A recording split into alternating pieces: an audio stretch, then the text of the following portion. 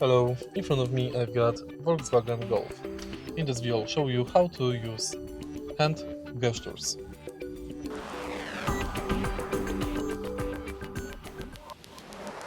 In the beginning, take a look at the screen display and make sure that the hand gestures are enabled. In order to do it, let's go to Settings, Screen and Hand Gesture. Next, take a look at the Help and Operation.